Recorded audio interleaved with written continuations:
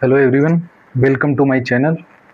आज का हमारा टॉपिक है वो है कि ट्वेल्थ साइंस के बाद स्पेशली वो स्टूडेंट जिनके पास साइंस स्ट्रीम था वो कौन सा कोर्स कर सकते हैं।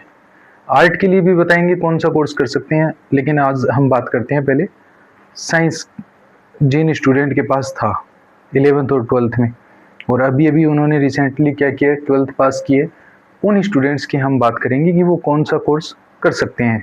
स्पेशली मेडिकल फील्ड में जाने के लिए कुछ बच्चों का बचपन से ही सपना होता है कि मुझे डॉक्टर बनना है या फिर मेडिकल फील्ड में काम करना है। तो हमें आज ज़्यादा चीज़ों की डॉक्टर, हम जहाँ भी देखते हैं डॉक्टर्स की ही डिमांड बढ़ती है। बोला जाता है कि डॉक्टर है, बच्चा डॉक्टर है, या फिर बोल दे कि डॉक्टर बनना है, ये करना है, वो करना है।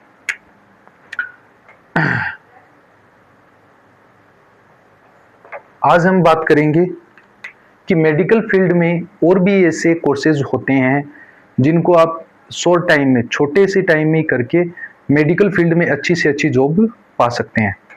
अभी सभी का यही क्वेश्चंस रहता है कि हमारे बच्चे ने अभी अभी 12th किए तो इसको कौन सा कोर्स करवाएं, ऐसा कौन सा कोर्स करवाएं जिसकी वजह से इसको मेडिकल फील्ड में कोई ना कोई जॉब मिल जाए।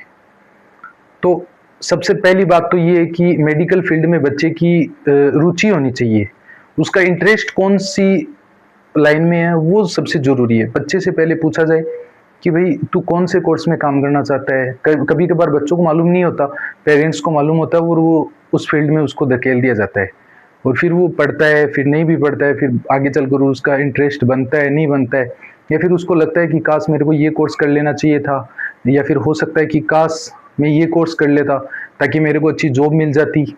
तो हमें गाइडेंस भी नहीं मिलती, कभी कभार गाइडेंस की भी ज़रूरत पड़ती है, या फिर गाइडेंस तो मिल ही जाता है लेकिन ये जो कोर्सेज होते हैं इनके बारे में हमें ज़्यादा मालूम नहीं होता।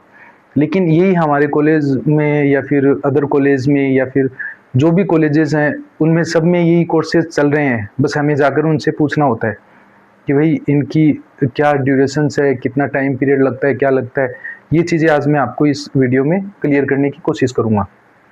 देखो, मेडिकल फील्ड का अगर किसी का सपना है, जिसने 12th में ये सोच के ही फिजिक्स केमिस्ट्री बायोलॉजी पढ़ा है या फिर फिजिक्स केमिस्ट्री मैथ पढ़ा है कि भाई मेरे को तो मेडिकल लाइन में जाना है, यानी कि हॉस्पिटल में काम करना है, डॉक्टर बनना है, तो वो उन बच्चों के लिए ये वीडियो बहुत ही अच्छी होगी। तो सबसे पहले हम बात करते हैं कि डॉक्टर बनने के लिए सबसे मेन जो डिग्री है वो है MBBS। सबसे बोला जाए तो सबसे जो प्रचलित जो है अभी के टाइम में MBBS डॉक्टर है। इसके आगे आप PG कुछ भी कर सकते हो, जिसमें आपको एडमिशन मिलता है नीट के जरिए। नीट एक क्वालिफिकेशन टेस्ट है जो NTA करवाता है, NTA एजेंसी है जो क्या करती है, नीट को करवाती है। और नीट जो एग्ज़ाम होता है ये 720 नंबर का होता है, 720 मार्क का होता है। इनमें से आपको हाईएस्ट क्वालिफिकेशन चाहिए, यानी कि हाईएस्ट मार्क जो है वो क्वालिफाई करना होता है, तभी आपको मेडिकल कॉलेज में क्या होता है, सीट अलॉट होती है। और सबसे पहले जिसके ज़्यादा नंबर बनते हैं उसको MBBS सीटें अलॉट होती है। MBBS में भी, मेडिकल कॉलेज में भी सबसे ज़्यादा है एम्स। तो एम्स में जो सबसे ऊपर की जो सीटें हैं, जितने भी एम्स हैं हमारे उसमें MBBS सीटें अलॉट होती है, जिसकी हाईएस्ट रैंक बनती है उसकी। उसके बाद आप डेंटल का कोर्स कर सकते हो नीट के मार्क्स के जरिए, कम नंबर अगर बनते हैं तो उसमें BDS में आपको एडमिशन मिलता है, ठीक है। उससे भी कम नंबर है तो आप नीट के अंदर और भी अगर डॉक्टर बनना चाहते हैं तो आयुर्वेद में कर सकते हो, BMS कर सकते हो। अगर उससे भी कम आते हैं तो आप BHMS कर सकते हो, होम्योपैथिक से रिलेटेड, ये भी डॉक्टर होता है। और उससे भी कम आते हैं तो कुछ कॉलेज हैं जो BPT करवाते हैं, फिजियोथेरेपी कोर्सेज, ये भी आप कर सकते हो। इन कोर्सेज को करने के बाद आप डॉक्टर बन सकते हो। जिसकी एलिजिबिलिटी चाहिए इसके अंदर मोस्ट इंपोर्टेंट 12th साइंस, यानी कि आपको जो 12th साइंस से कंप्लीट करनी पड़ेगी, वो भी साइंस स्ट्रीम से। PCB हो सकता है या फिर PCM भी हो सकता है, कोई भी ले सकते हो। टाइम ड्यूरेशन होता है, ये 4 ईयर के कोर्सेज होते हैं सारे, और इसमें इंटर्नशिप भी होती है। इंटर्नशिप यानी कि जो आपको प्रशिक्षण दिया जाता है, यानी कि आपको हॉस्पिटल में सिखाया जाता है, उसको इंटर्नशिप कहते हैं। इसकी फीस जो होती है वो मेडिकल कॉलेज में, गवर्नमेंट में तो नहीं लगती है, जबकि जो प्राइवेट मेडिकल कॉलेज हैं उनमें उनके क्राइटेरिया के अकॉर्डिंग उसकी फीस लगती है। कौन से कॉलेज हैं? सभी मेडिकल कॉलेज। कौन से कॉलेज हैं? जितने भी मेडिकल कॉलेज हैं वो सभी ये कोर्सेज करवाते हैं, अवेलेबल है। इसके अलावा अभी आ जाओ पैरामेडिकल प्रोफेशंस, आजकल बहुत ज़्यादा डिमांड में है और सबसे ज़्यादा अपन नाम सुनते हैं पैरामेडिकल कोर्सेज। तो पैरामेडिकल कोर्सेज क्या होते हैं, या फिर पहले बात करें तो पैरामेडिकल क्या होता है। यानी कि पैरामेडिकल हेल्थ केयर का वो पार्ट होता है, वो एरिया होता है जो डॉक्टर को डायग्नोज करने के लिए और डॉक्टर की हेल्प करने के लिए सबसे मोस्ट इंपॉर्टेंट, यानी कि बैकबोन ऑफ डॉक्टर क्या बोला जाता है, नर्सिंग स्टाफ भी होते हैं। जबकि पैरामेडिकल कोर्सेज ऐसे कोर्सेज हैं जिनको करके डॉक्टर जिन भी डिजीज का पता लगाते हैं, जिन भी बीमारियों का डायग्नोसिस करना चाहते हैं, उन बीमारियों में हम डॉक्टर्स की हेल्प कर सकते हैं। सबसे मोस्ट इंपॉर्टेंट इसके अंदर क्या होता है कि ये 2 ईयर्स की प्लान है। इसमें आप कोई भी डिप्लोमा कोर्स कर सकते हैं, वो भी 2 ईयर्स में, और फिर अच्छी जॉब पा सकते हैं पैरामेडिकल फील्ड में। और राजस्थान की बात करें स्पेशली, हम राजस्थान में इस एग्जाम को करवाता है आरपीएमसी, राजस्थान पैरामेडिकल काउंसिल, जिसका नाम अभी चेंज किया गया वर्तमान में Rajasthan state allied and health care council Jaipur में। तो ये जो काउंसिल है ये आपको 14 प्रकार के से लेकर, ये जो काउंसिल है ये 15 टाइप के आपको डिप्लोमा कोर्सेज प्रोवाइड करवाते हैं, जिनमें से आज मैं आपको बताना चाहूंगा कि ज्यादातर बच्चे डीएमएलटी को चूज करते हैं और डीआरटी को चूज करते हैं। बाकी जो प्रोफेशन है इनके ऊपर बहुत कम ध्यान देते हैं, या फिर कोई डीओटी का ध्यान देता होगा। मैं मेरा पर्सनल एक्सपीरियंस बता रहा हूँ, जिसके अंदर पूछते हैं बच्चे, बोले कि सर कौन सा कोर्स करें, कौन कौन से कोर्स होते हैं, डीएमएलटी के बारे में बताओ, डीआरटी के बारे में बताओ। इन 2 कोर्सेज के बारे में जानते हैं, बाकी कोर्सेज के बारे में जानते हैं लेकिन थोड़ा सा कम नॉलेज है, इन कोर्सेज के बारे में हमें मालूम नहीं है। तो मैं बताना चाहूंगा कि डीएमएलटी अच्छा प्रोफेशन है, डीएमएलटी की सीटें अभी फुल जा रही है, इसके अंदर बहुत ज्यादा एडमिशंस हैं। डीआरटी में भी सेम है, सेम प्रोफेशंस है।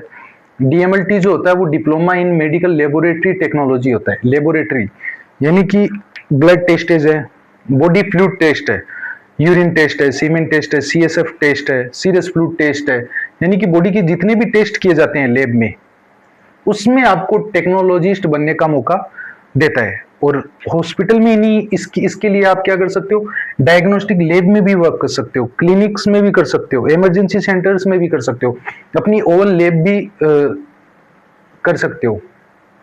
Diploma in medical laboratory technology, जिनसे सभी बच्चे जानते हैं इसके बारे में, डीएमएलटी करनी है सर, डीएमएलटी करनी है। एक होती है DRT, diploma in radiation technology.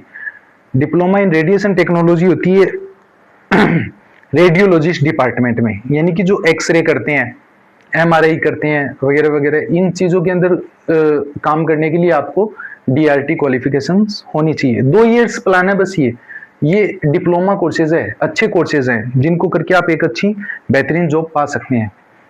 तीसरा जो कोर्स है DDMT, diploma in dental mechanics technology, यानी कि यहाँ जो डॉक्टर होते हैं बीडीएस, इनकी हेल्प करने के लिए ये कोर्सेज सबसे बेस्ट है। डेंटल अगर डिपार्टमेंट में आपको जाना है, टीथ से रिलेटेड जो डॉक्टर्स होते हैं उस डिपार्टमेंट में अगर आपको जाना है तो ये कोर्स बहुत अच्छा है, diploma in dental mechanics and technology. Mechanics के बारे में पता लगाना है, इसके अपोजिट एक दूसरा कोर्स है diploma in dental hygiene technology, ये भी बहुत अच्छा कोर्स है। ये दोनों कोर्स प्रेफर करते हैं आपको बीडीएस के अंदर, यानी कि बीडीएस जो डॉक्टर होता है उनके असिस्ट के रूप में आपको काम करने का मौका मिलेगा, और अच्छे प्रोफेशन है, अच्छे कारगर है।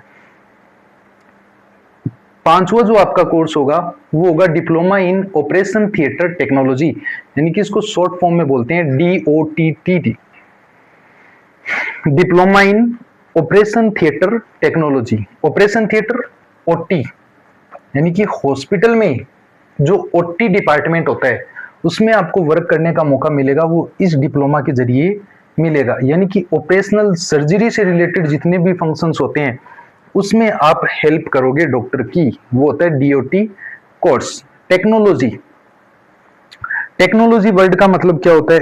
टेक्नोलॉजी वर्ड उन वर्ड्स में लगता है जिसमें आप कोई टेक्निकल काम करते हैं, यानी कि आपको वर्क करना आता है, काम करना आता है, आप उस टेक्नोलॉजी के जरिए आप कौन से भी काम को कर सकते हो, उसको अपन टेक्नोलॉजी कहते हैं हमारी शॉर्ट फॉर्म में बोले तो।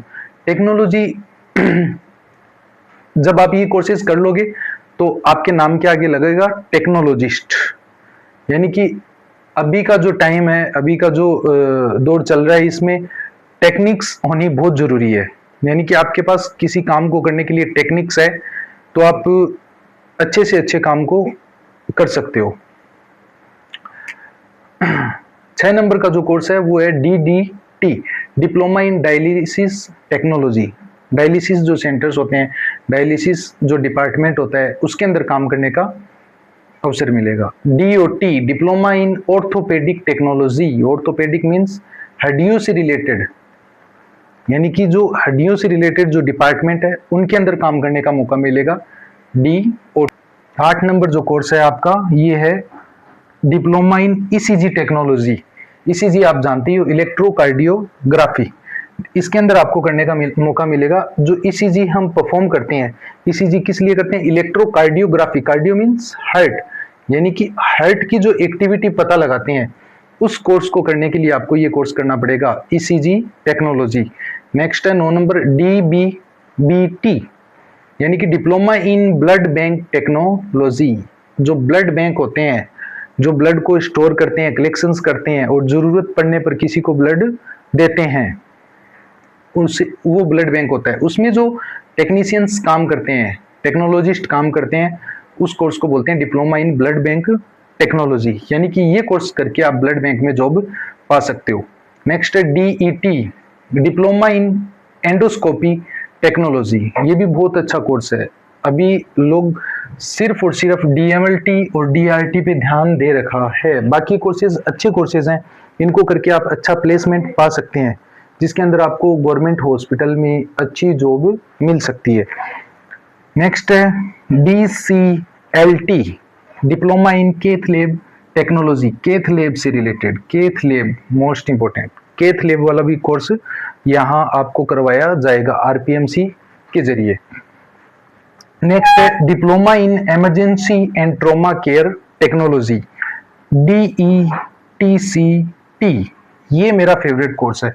अभी इस कोर्स को करोगे तो बहुत डिमांड आएगी, क्योंकि ये कोर्स करने के बाद आप emergency department and trauma care technology के टेक्नीशियंस बन सकते हैं। यानी कि हॉस्पिटल के अंदर सबसे ज़्यादा जो बिजी डिपार्टमेंट होता है वो मेरे ख्याल से इमरजेंसी डिपार्टमेंट या फिर ट्रॉमा डिपार्टमेंट होता है, क्योंकि इसके अंदर 24 घंटे में कोई भी केस ऐसा हो सकता है जो इमरजेंसी में आया हो, एक्सीडेंटल प्रोसीजर हुई हो, किसी का एक्सीडेंट हुआ हो, तो उसको ऑपरेट करने का जो होगा, उसके लिए आपको सबसे बेस्ट कोर्स करवाया जाता है diploma in emergency and trauma care technology. यानी कि इमरजेंसी के अंदर किसी पेशेंट को संभालना, इमरजेंसी सिचुएशंस के अंदर, उसके अंदर आपको कौन कौन सी दवाइयाँ देनी है, क्या उसके साथ कैसे डील करना है, ये सब चीज़ों के बारे में आपको इस कोर्स में बताया जाएगा। नेक्स्ट है DOT, diploma in ophthalmic technology. Ophthalmic का मतलब होता है आई असिस्टेंट, यानी कि आंखों का जो डॉक्टर होता है, उन डॉक्टर के साथ आपको काम करने का मौका मिलेगा। ऑप्थेल्मिक टेक्नोलॉजी, आप भी होंगे आंखों के doctor. DPT, diploma in perfusion technology. ये भी मोस्ट इंपोर्टेंट टेक्नीशियंस है। परफ्यूजन डिपार्टमेंट होता है कि हॉस्पिटल में, स्पेशली कार्डियो हॉस्पिटल्स में, कार्डियो हॉस्पिटल्स में जो हार्ट की मशीनें होती हैं, हार्ट की मशीन होती है, उन मशीनों को ऑपरेट करने वाला, परफ्यूजन्स का मतलब होता है कि यानी कि उन मशीनों को चलाने वाला जो टेक्नीशियंस होगा वो ये कोर्स करेगा। DPT, diploma in perfusion technology, यानी कि उन मशीनों को चलाना आना चाहिए। आने का मतलब है कि हम जानते हैं कि हार्ट जो होता है हमारा, वो फंक्शंस करता है ट्रांसपोर्टेशंस का। ट्रांसपोर्टेशंस बोले तो ऑक्सीजन एंड CO2। ऑक्सीजन को तो पहुंचाएगा और CO2 को रिमूव करेगा बॉडी से। जब हार्ट ओपन सर्जरी होती है उस दौरान क्या होता है कि हार्ट को तो चलना रहना पड़ेगा ना, चलते रहना पड़ेगा ना, हार्ट को तो फंक्शंस करते रहना पड़ेगा। सर्जरी हो रही है वो अपनी जगह हो रही है, ट्रीटमेंट हो रहा है वो अपनी जगह हो रहा है, लेकिन उसको तो काम करते रहना है। 0.8 सेकंड में एक साइकिल अपनी पूरी करनी है उसको, तो कार्डियक साइकिल को, तो उसको करने के लिए जो परफ्यूजन टेक्नोलॉजी है इसका सबसे मोस्ट इंपॉर्टेंट रोल होता है। कैसे होता है कि ये क्या करेंगे कि जो मशीनें होती हैं, जो परफ्यूजन जो टेक्नोलॉजिस्ट होता है वो क्या करता है कि इन मशीनों को चलाने के लिए और इन मशीनों को संचालित करता है, चलाता है, यानी कि ऑक्सीजन भी आता है और CO2 भी रिमूव होती है। परफ्यूजन टेक्नोलॉजी करना बहुत जरूरी है, अच्छा कोर्स है। नेक्स्ट है DEEGT, यानी कि ये मोस्ट इंपॉर्टेंट, ये भी बहुत अच्छा है। जैसे हार्ट फंक्शंस करता है वैसे DGT, यानी कि जो ब्रेन जो फंक्शंस करता है, ब्रेन की जो इलेक्ट्रिक एक्टिविटी है उन सब को कंट्रोल करने के लिए जो कोर्स करवाया जाता है वो होता है DEEGT। इन कोर्सेज को करने के बाद आप पैरामेडिकल डिपार्टमेंट में एक अच्छी जॉब पा सकते हैं, जिनकी आने वाले टाइम में और अभी प्रेजेंट टाइम में भी बहुत अच्छी खासी डिमांड है। और आप इसमें मोस्ट इंपॉर्टेंट एलिजिबिलिटी है। एलिजिबिलिटी क्या चाहिए? 12th साइंस चाहिए आपको, 12th साइंस होनी चाहिए और आपकी एज जो मिनिमम है वो 17 ईयर्स होनी चाहिए इसमें एडमिशन लेने के लिए, डिप्लोमा कोर्सेज में एडमिशन लेने के लिए। ड्यूरेशंस है, टाइम पीरियड कितना लगता है, समय अवधि कितनी लगती है इसके अंदर, 2 इयर्स प्लस इंटर्नशिप।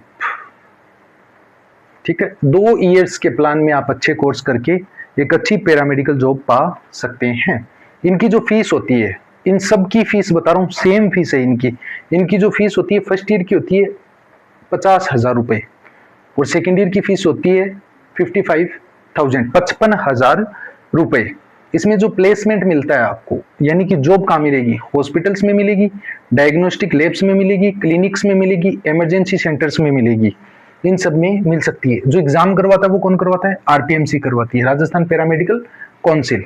ये ऑनलाइन काउंसलिंग होती है जिसके अंदर आपको फॉर्म भरवाना पड़ता है और फिर मेरिट के हिसाब से और आप जहां रहते हो, आपका जो डिस्ट्रिक्ट है उसके हिसाब से जो कॉलेज होते हैं वो आपको अलॉट होते हैं।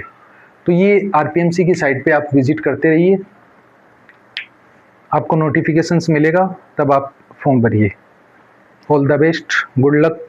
बाकी हम नर्सिंग की नेक्स्ट वीडियो में चर्चा करते हैं। Thank you.